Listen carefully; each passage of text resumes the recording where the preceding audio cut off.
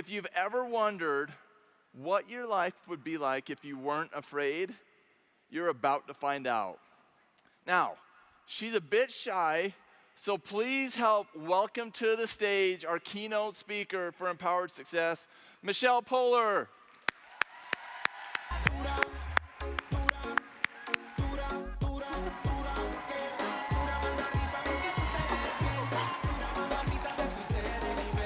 Come on. Woo! Come on, you guys. You have to dance with me.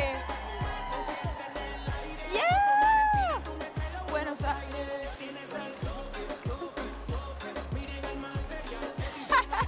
Awesome.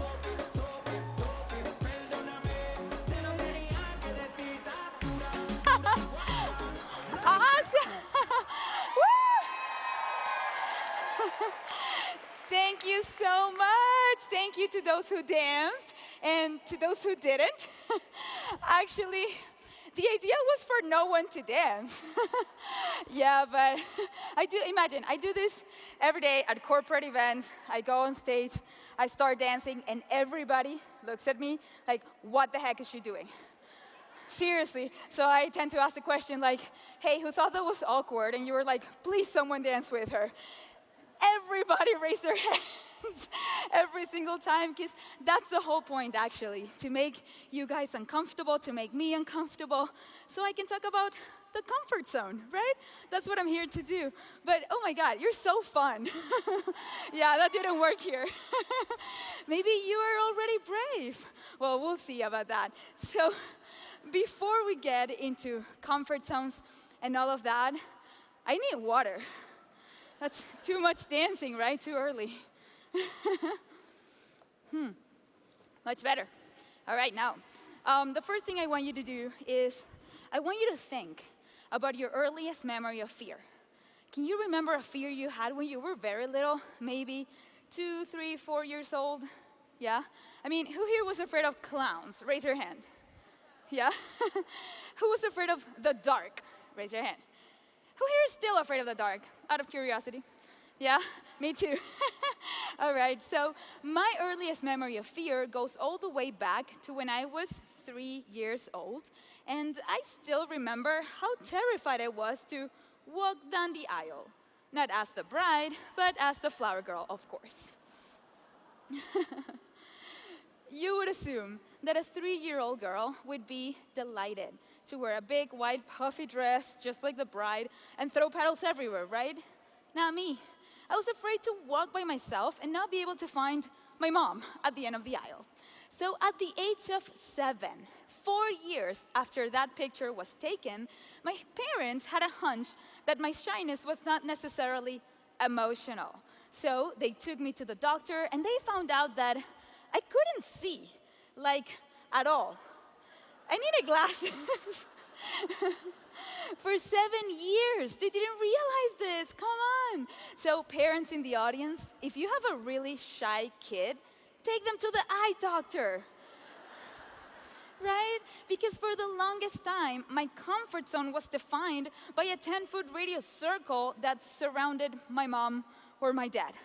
But the truth is that we all have a comfort zone, and we know it pretty well because we live there most of the times. We know exactly where it starts and where it ends, and they are unique to each individual, just like your personality or your body is.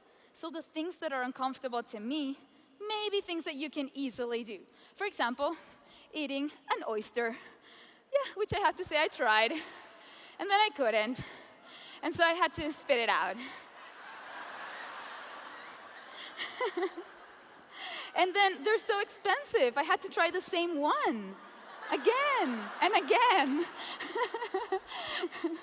Also, getting a Brazilian wax. Oh my God, right? It's so uncomfortable and painful at the same time. And also, doing things like slow rafting, that can be terrifying for some people, mostly when you're trying to take a selfie.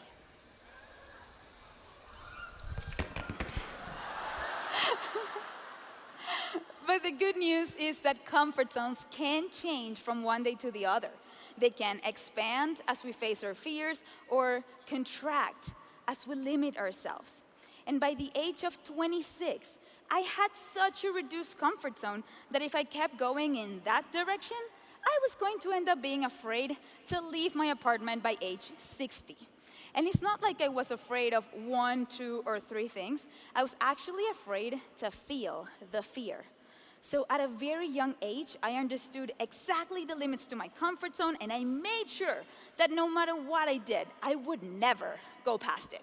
But it's not like I had a miserable childhood or anything because of this. Actually, I had a pretty decent life growing up. I had a nice group of friends, passion for art, good grades in school, nice family. I was achieving things. Or I thought I was. To me, life felt like a checklist that I had to go through according to society's expectations. Graduate from high school, check. Go to college, check. Find prestigious job, get married, buy a home, have kids, right? I was doing everything I was expected to until it hit me. Who am I checking these boxes for? Who am I truly living for? I mean, my parents, my professors, my mentors, they're all certainly happy with my outcome. But am I? I can say that I'm comfortable, but can I say I'm genuinely happy? So a couple of years ago, I realized that I had 2 options. I could continue checking society's boxes like it was expected of me, or I could, well, I mean, I was already married, right? I just needed to start having kids, buy a home, have grandkids, and die. Pretty good, right? 4 things left. Yeah. Or I could have the courage to create my own set of things and pursue those as well. Move to New York, give a TED Talk, become an entrepreneur, travel the world, write a book, impact others. So I had to start somewhere, and moving to New York is something I've always wanted to do since I was very little, but I never really dared to until a couple of years ago when I decided to do a master's in branding at the School of Visual Arts. And I'm not going to lie, it was not easy at first. I kept trying to control everything around me, and I quickly realized New York is not for the fearful. But I was there with one mission, right? To go to school, graduate, that was it. And that's when things started to change. Where would you like to be 10 years from today? Have you thought about that? That's the question that my professor asked us on the first day of class. She challenged me and the rest of the students to think about our perfect lives 10 years from that day. And at that moment, I knew that I was about to have a panic attack. Right? Who here has done something like this where you try to plan your life ahead? Raise your hand if you've ever done it.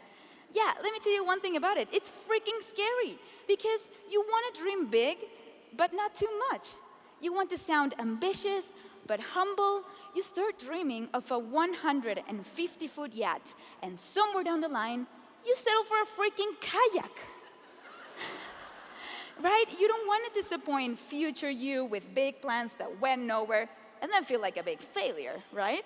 So I started to write down semi-ambitious things that I thought could make me happy 10 years from that day. And I wrote down things like, in 10 years, after working for some of the best companies in New York, I finally become an entrepreneur.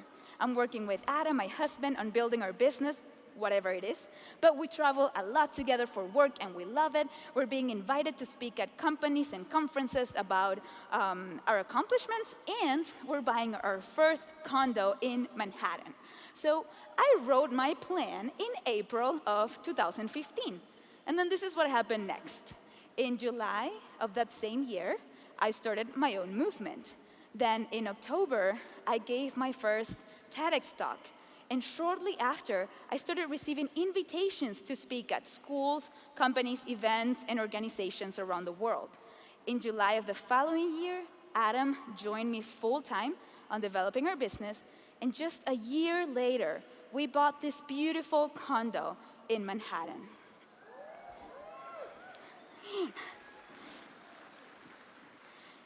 I'm kidding, guys. Yeah, this is not really my apartment. It's actually Uma Thurman's condo, right? It's so beautiful. So for now, I just hang out with her. Yeah, it's easier. cheaper. Yeah, so if you've never, well, let me tell you something. Besides the apartment, right, I accomplished most of the things that I wrote down in a matter of months. And actually, as far as the apartment goes, we decided to do the opposite. We realized we were traveling so much from one event to the other that we decided to live nomadic for a whole year. So we put everything we own in a storage, and we were just traveling the world. So if you've never thought about planning your life ahead, I highly suggest that you think about it, because it is powerful AF. But as Jim Carrey, as Jim Carrey says, you can't visualize things and then go eat a sandwich. You kind of need to prove to the universe how much you want the things you envision. And to do so, you need to get uncomfortable. So right after writing my plan in April of 2015, the professor asked us to identify one crucial obstacle that could get in the way of our dream life. And when I realized that fear was the one thing that could keep me from achieving my dreams, I embarked on a project that changed my life for good. It is called the 100-Day Project, and this was the third part of our class assignment. So first we had to do the 10-year plan, then we had to identify the crucial obstacle. Finally, we had to start a 100-day project of our choice, which means we had to choose one thing that we want to do repeatedly for 100 days in a row.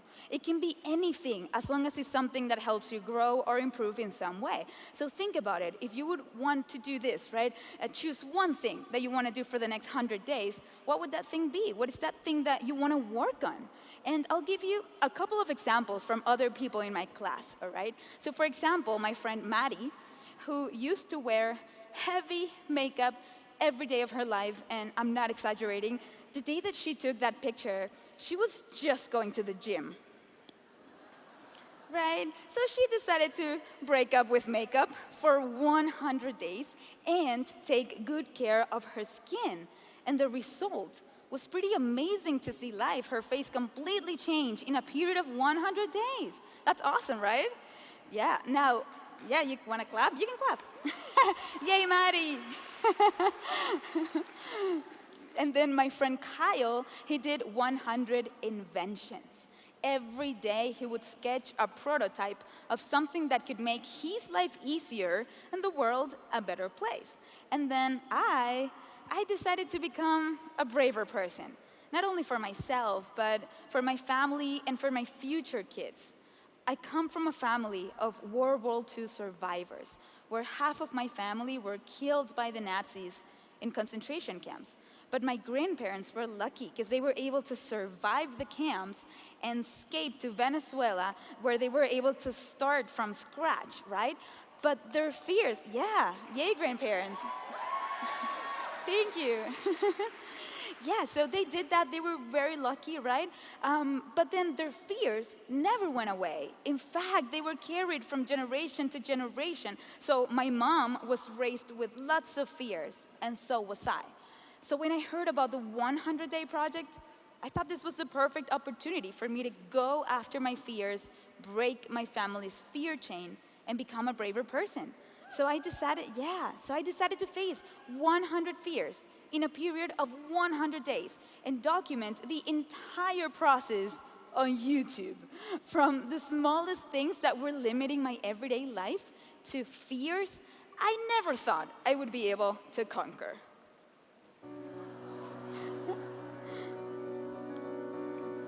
Michelle Poland decided that she was sick of living her life in fear of the unknown and the unexpected, so she decided to embrace it. Every day for 100 days, she's pledged to do something that scares her. I'm here with Michelle Poland in Times Square, New York City, where she is living 100 days without fear. 100 miedos en 100 días. Michelle decided to spend 100 days conquering her fears. 100 days.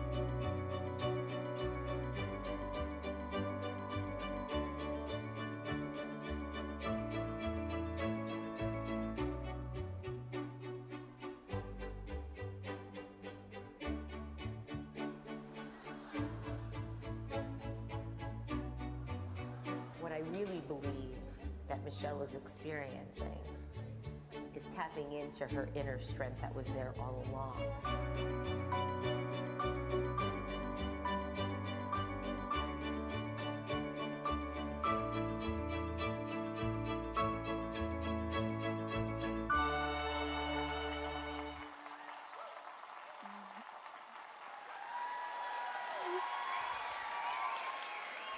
Thank you. So, if you thought that facing those fears was scary, uploading the videos to YouTube, that was a whole fear by itself. And I think you can relate to this, right? You sometimes have to go on live Facebook and be on camera and transmit what you're doing to the whole world. That is so, that's terrifying, guys. So yes, picture this.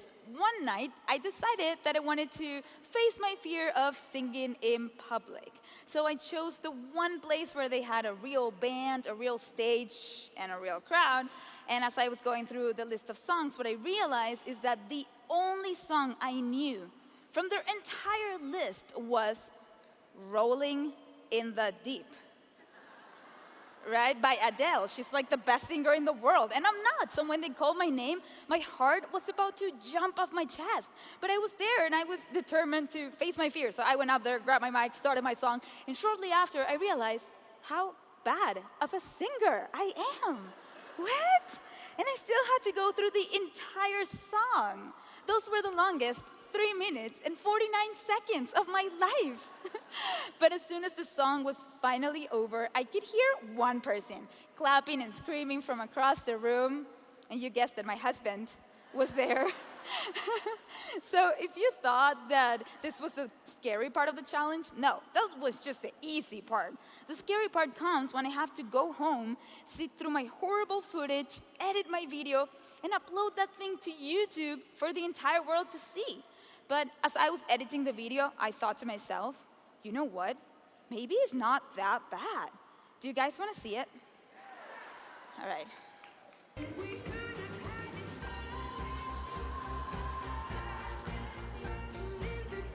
Amazing, right?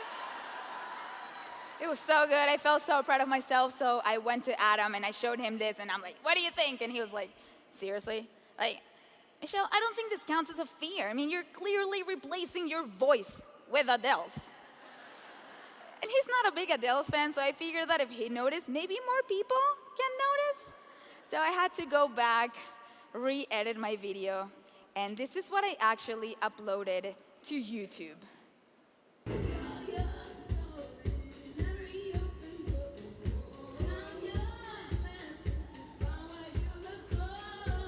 Terrible. It's so bad. Yay. So yes, YouTube can be pretty intimidating, right? Facebook, Instagram, social media in general can be very intimidating. But it's also a wonderful tool, right? That can help us inspire, entertain, even teach something to someone from one side of the world to the other. And it was thanks to YouTube that my project resonated with millions. So imagine, day 40 of the project, all right? I wake up, check my phone, and the first thing I see is my face all over the internet. Every single website started sharing my story, my project, my videos, and not only cool websites, but celebrities started sharing this as well. Ashton Kutcher, Sofia Vergara, Zoe Deschanel, and for some reason, even the rapper Lil Wayne thought this was inspiring.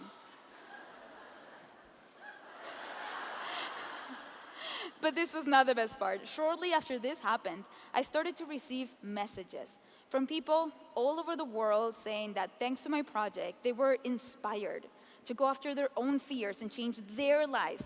And that's something I was not expecting, because I was not really trying to inspire anybody. I was just doing this very personal project, right? I was being very terrified on camera every single day, and that's it. So I was not expecting that, but then, do you know what happens when you go viral and you have so much attention from the media? You not only receive love and support like you're hoping. Have you heard of trolls? Yeah, and not like the movie, because those are cute. They have pink hair, right? I mean, real trolls. They live on the internet and they can be seriously mean. So I decided to face criticism, right? Because who here is not afraid of criticism, right? We are all.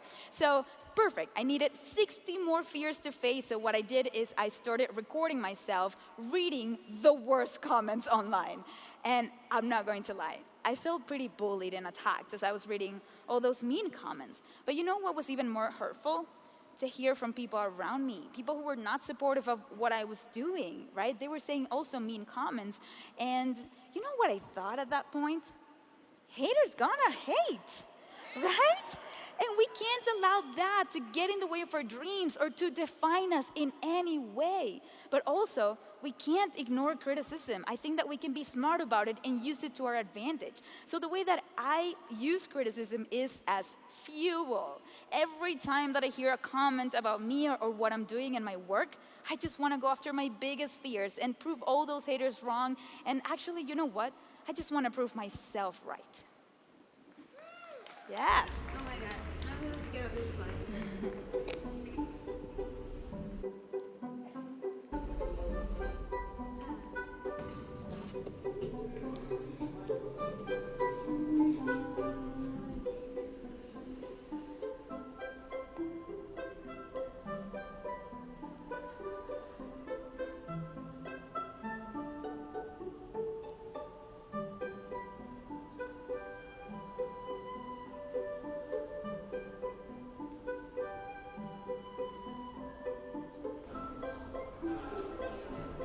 These are some of the folks that we have here today.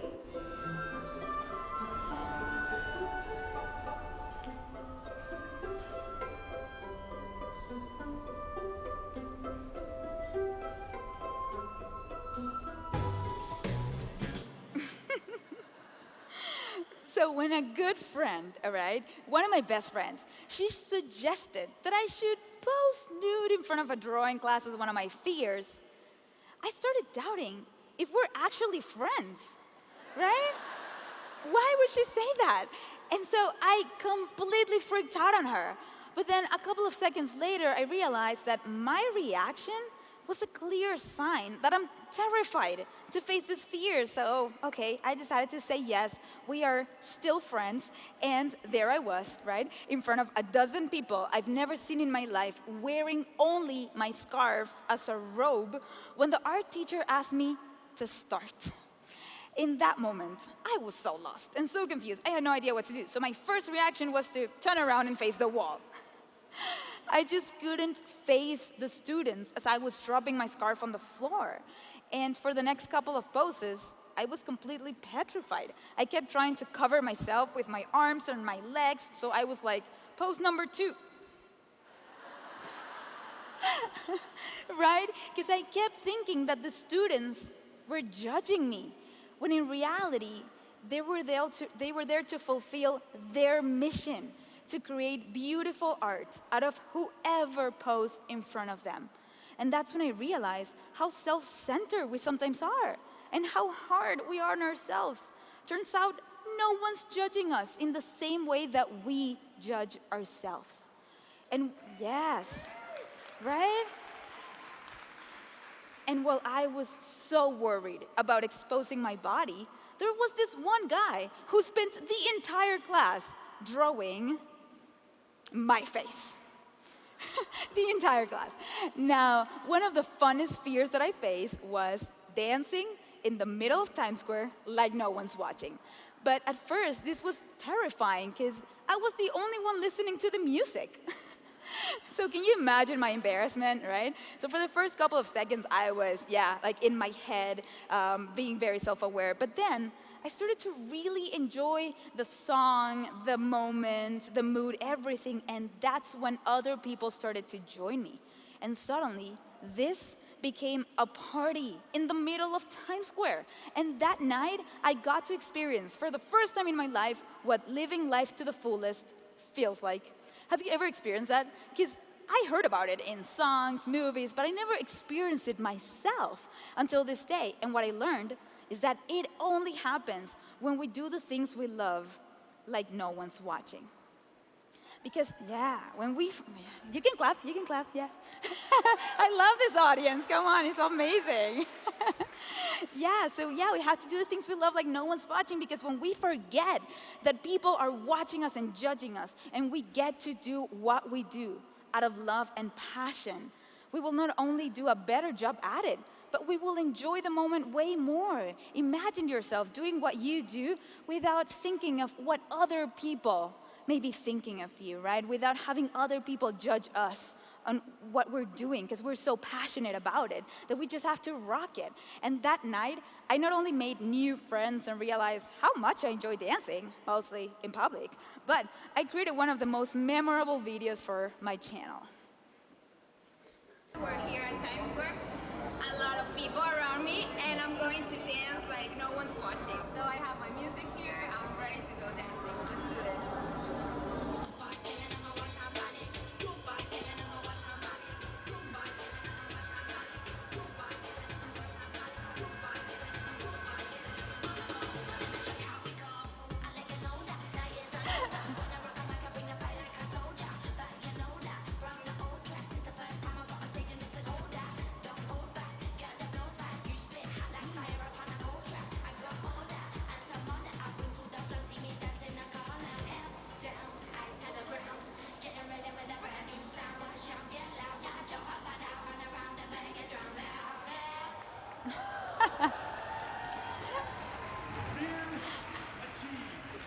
Woo!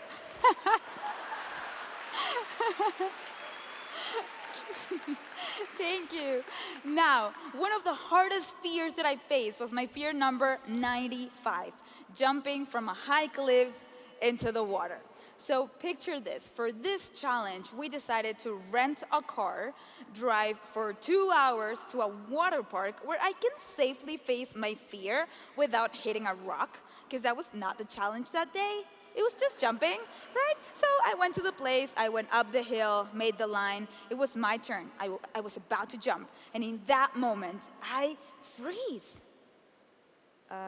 Ma'am, are you jumping or not?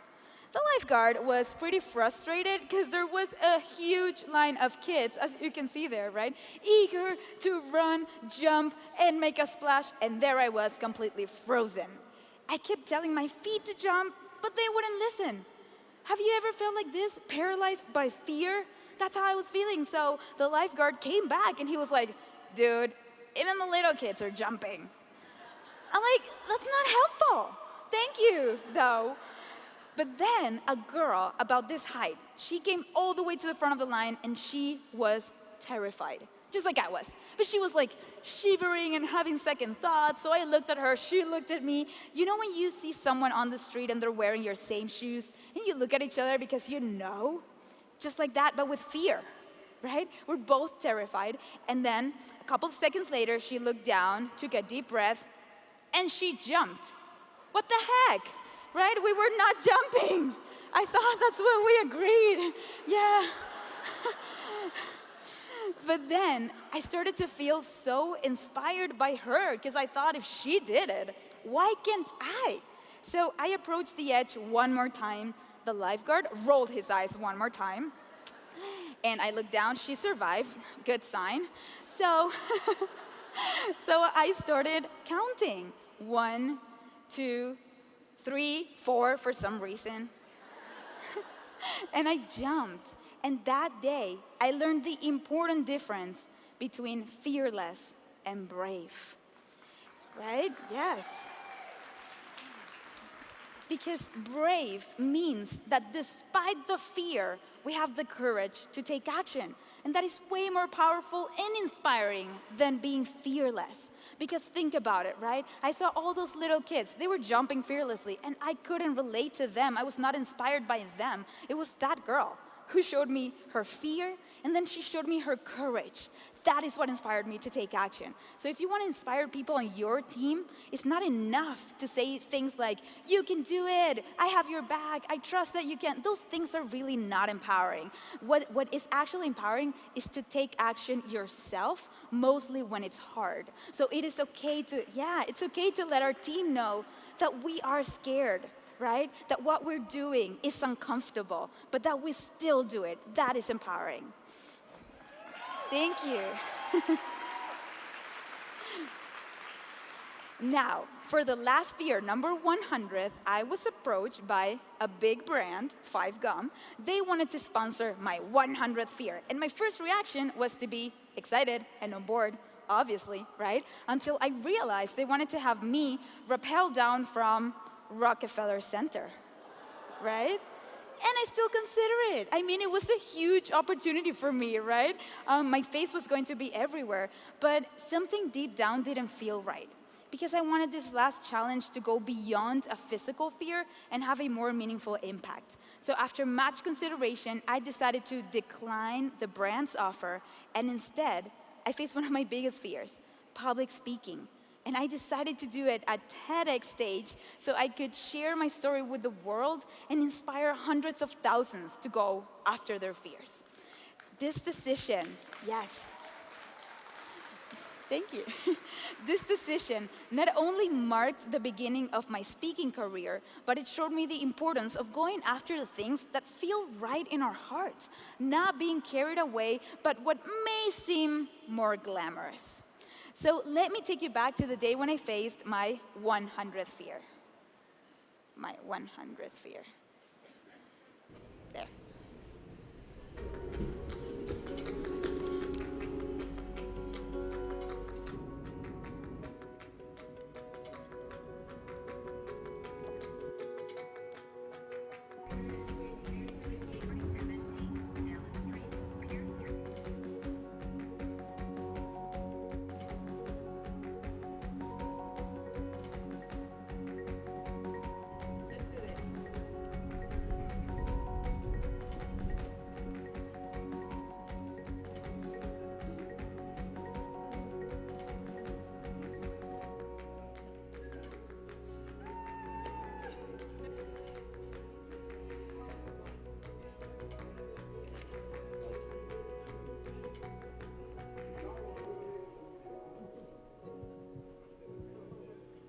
Right there, my heart was beating so loud, I could almost hear it.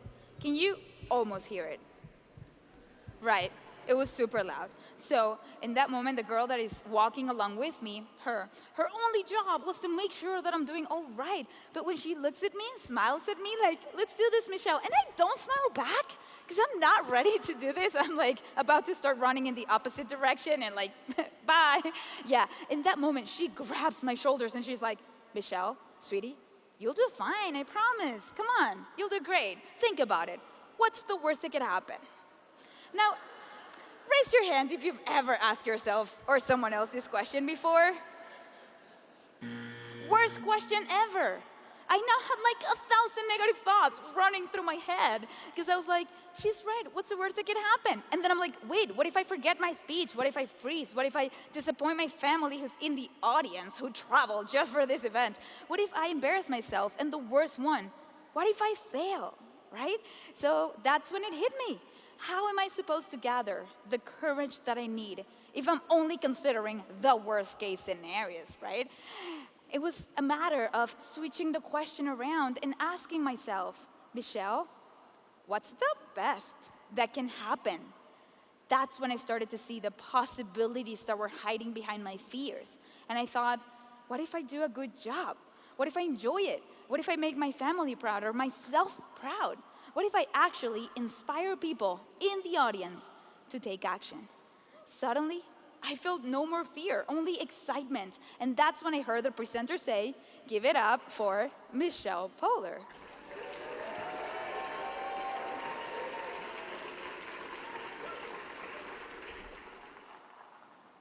Today, right here, right now, I'm facing my 100th fear.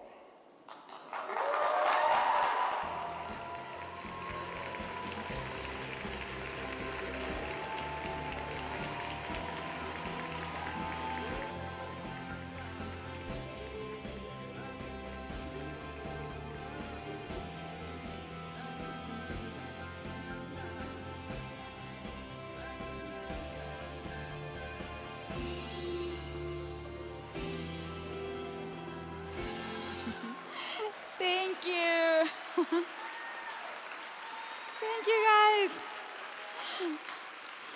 So when I first started this project, I thought that the end goal was to eliminate fear, right? Get rid of it. But along the process, I realized that fear is our ally, and it's there to keep us safe and alive, so we don't want to eliminate fear. But the more we say yes to new experiences and new opportunities, the more we allow other emotions to jump in. And some of these emotions I never even experienced before in my life. But the most important thing here is to make sure that we can keep fear in its place and not let it spill over into the other emotions. Because by doing this, I was able to expand my comfort zone to new frontiers. Things I wouldn't dare to try a year ago became my favorite food. My fear of doing public speaking became my career. And saying yes, my favorite new answer. So as a way to better understand my fears, what I did is I divided fear into 3 categories: universal, cultural, and personal fears. Turns out, we're all born with a set of universal fears. So it doesn't matter where you're from or how old you are, you're probably afraid of either spiders, I'll leave that for a little bit, needles, scary, and the very popular fear of heights. So raise your hand if you're at least afraid of one of these. Please be honest. You should be, because they can totally kill you. Yeah, that's why we have to listen to our universal fears. But as we grow, we develop a series of cultural fears that revolve around our need for love and belonging. And these are the ones that are screwing us up big time. Every culture has its own set of rules and expectations from society. Don't do this, don't say that, don't wear that, right? Society creates fears to make us behave in a certain way and shape our personality to fit its standards. So the fear of not belonging, not fitting in, not being loved or accepted are dictating the majority of the choices we make and the way that we present ourselves to others. And I get it. Belonging can be amazing. It's what enables community, friendship, team building. But if we're not careful, our need to fit in may hurt our authenticity. And we live in a time where authenticity is one of the most valuable assets that anyone could have. Right? It's so important.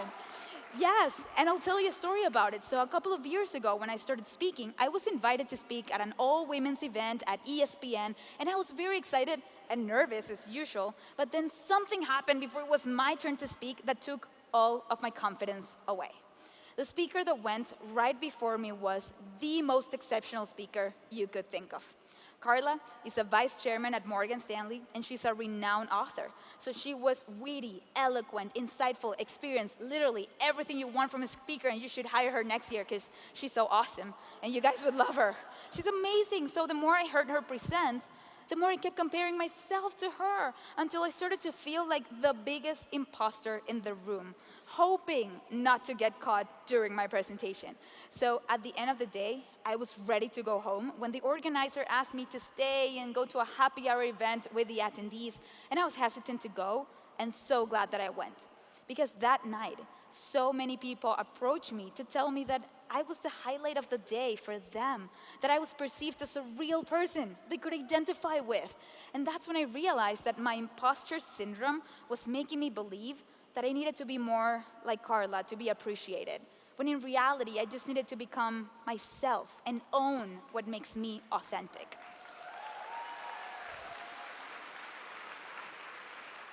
So think, who is your Carla? Who is the person you've been comparing yourself to, right? Instead of owning who you are. Because this reminds me of a few lines from Steven Pressfield's book, The War of Art. Our job in this lifetime is not to shape ourselves into some ideal we imagine we ought to be, but to find out who we already are and become it. Which takes me to my last set of fears, the personal fears, that are closely related to our self-esteem need. So in order to feel good about ourselves, we limit our growth. We hold ourselves back from taking risks, trying new things, or venturing into the unknown because we know failing is a possibility, one that we don't want to be held accountable for. But after embracing this new lifestyle where daring is now my first choice, what I learned is that the enemy of success is not failure. It's actually comfort. Comfort is what keeps us from going after new prospects, right? Comfort convinces us to stay with partners we no longer love and in places or cities we cannot get much out of. Comfort begs us to look down at our phones instead of sparking a conversation with the person sitting right next to us. And it tells us things like, good things come to those who wait. But as Da Vinci put it, people of accomplishment rarely sat back and let things happen to them. They went out and happened to things. Which takes me to my day 101, the day the project, 101, there you go. The day the project was finally over, right? I already faced my 100th fear, delivered my speech. Now what? People started asking me, and I had no idea. I mean, I only planned this far, right? Day 1, day 100, that's it. So day 101, I was lost. And I thought about going back to my old job in advertising, right? If they're willing to take me, because I kind of quit on YouTube. So maybe they don't want me back? Who knows? Bad idea, guys. So then Adam showed up, and he was like, Michelle, what if you continue growing this movement, you turn it into something big, and then you make this your job? What if you could inspire people for a living? Have you ever, yes. But have you guys ever been in a situation where you have two options, and the one you want the most is the scariest one? That's how I was feeling. So I started going in this roller coaster of emotion, and I hate roller coasters.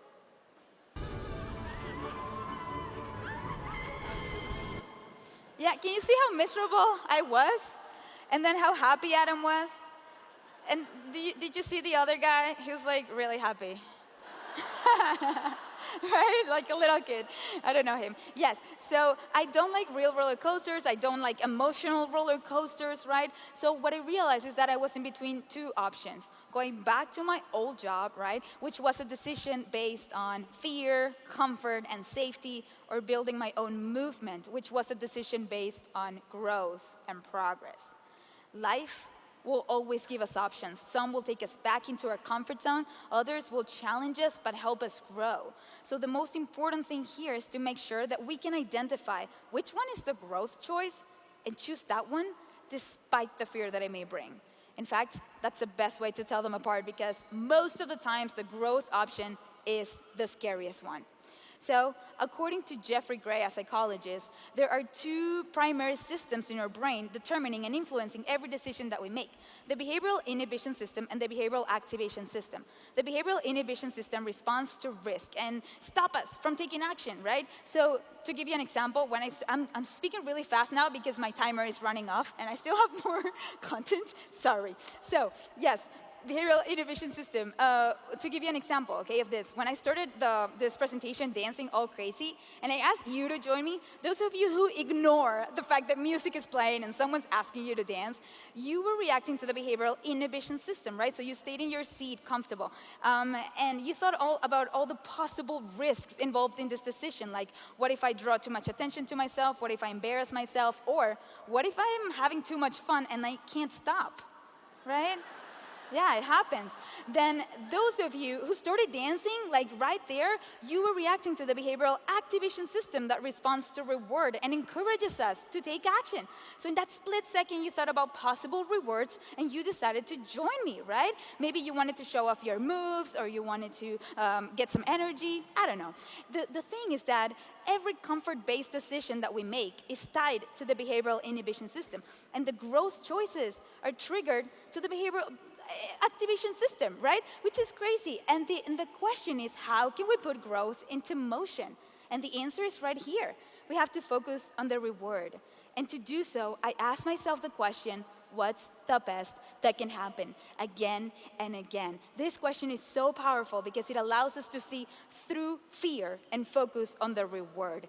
So, for example, growth for you can be about starting your own personal project. What about a podcast, right? Where you can interview people, talk about what you're passionate about, and promote your business. I started a podcast, and I'm loving it. It could also be about asking for help, which takes a lot of courage sometimes. But look at this room. Come on, you're surrounded by so many people that they want to see you grow, because if you grow, they'll grow. So dare to ask for help. Also, growth could be about standing up for yourself, because when you stand up for yourself, you also stand up for the industry, for doTERRA, for your peers. So we have to dare to do that more often. And finally, growth could be about going and grabbing the things you want the most. Because you know what? That is why I'm here today. Because you would think that the way that this happened is that doTERRA found out about me, reached out to me, begged me to be here today, right? And I said yes, and here I am. Not really. Actually, I saw stories from Rachel Hollis at the Leadership Convention earlier this year, right? I saw what an amazing event it was. I started researching doTERRA, loved everything about the brand, ordered some products, started using the oils, started loving everything about it. Yes, it's crazy. And I decided to send a DM via Instagram to doTERRA on Instagram, okay? Literally. And I said, hey guys, if you enjoyed Rachel Hollis, I'm sure you will like my content. So if you need an empowering speaker for your next convention, I'm here. And here I am, guys. Right? Thank you. Yep, all through a DM. Because what we learned is that the more uncomfortable we get, the greater the reward. It was only when I got really uncomfortable and decided to commit to my project full time, right? That's when I started to see real impact. Something that started as a school project turned into my mission, right? This is like a social mission that is encouraging people all over the world to say hello to their fears. And I would love for you to be part of this movement.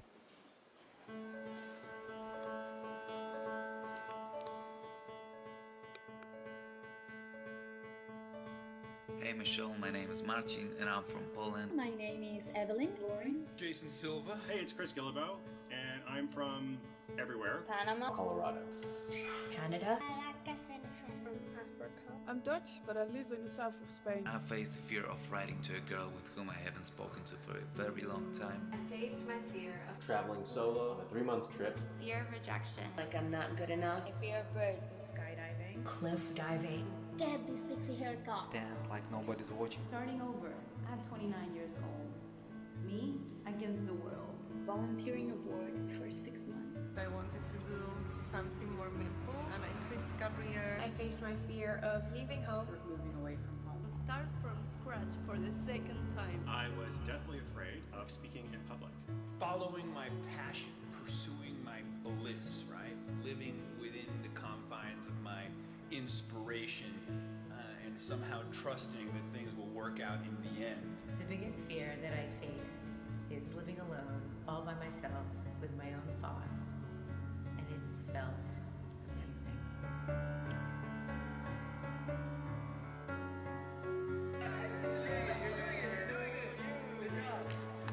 It felt terrific. Awesome. I feel passionate.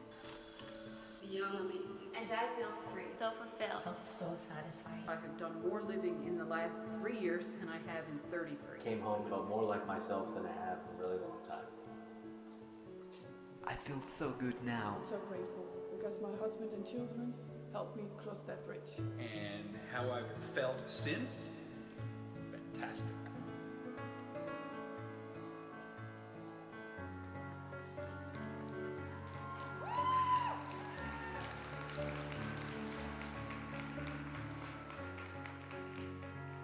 I learned to love myself as I am. Now it's time for my big fears. Thank you. Now, do you guys remember this list, right? So I think it's safe to say that I moved to New York, I gave a TEDx, became an entrepreneur, which led me to travel the world, impact others, and as of last week, we have a Hello Fears book available for pre-order on Amazon.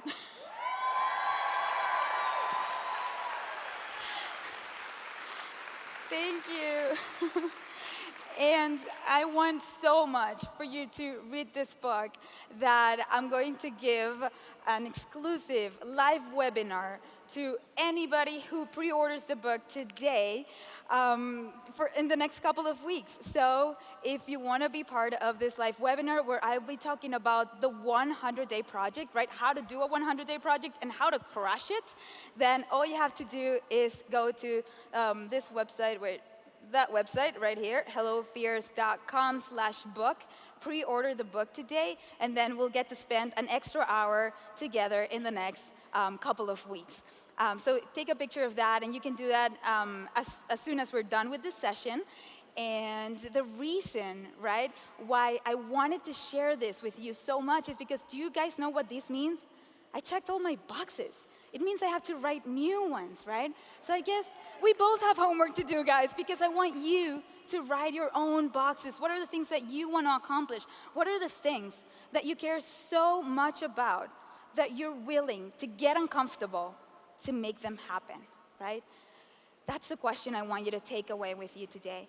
And before I forget, and this is the last thing, okay? Before I forget, I saw so many of you taking pictures of every single slide in the presentation, so I'm wondering, do you guys want me to send you my slides?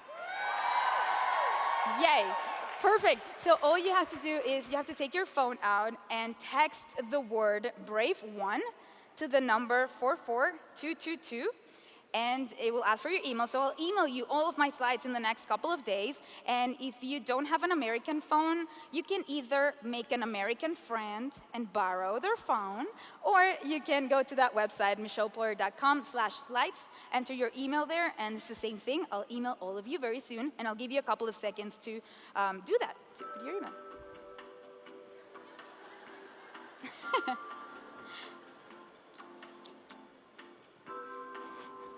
Not awkward.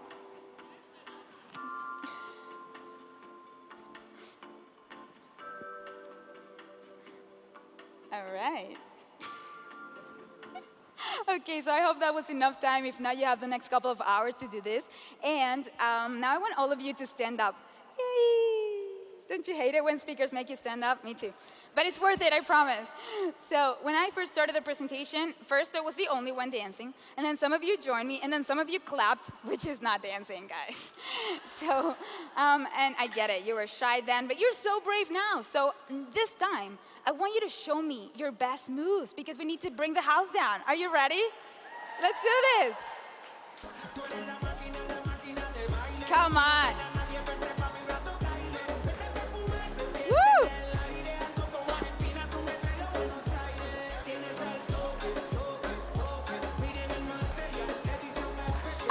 You guys are pros.